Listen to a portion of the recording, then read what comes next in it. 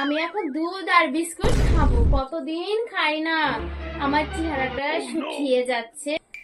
ও কাকিমা, বাড়ি আছো নাকি গো? কি হলো রে মুখ পুরি? এদের যারা কিছু খাওয়ার উপায় নেই, ভাবলাম বিস্কুট দিয়ে দুধটা খাবো।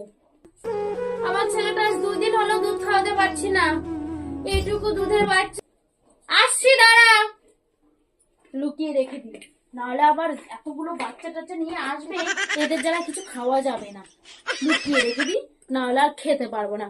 কি হয়েছে বল? জানতাম কিছু না কিছু চাই, এদের যারা কিছু খাওয়ার উপায় আছে?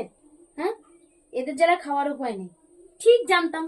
আমি পারি না আর পারি না, আমি কেন মরি না। কালকে দিয়েছি চিনি, আজকে দুধ দিয়েছি, খাস ভালো করে। এতগুলো বাচ্চা কে জন্ম দিতে বলেছে?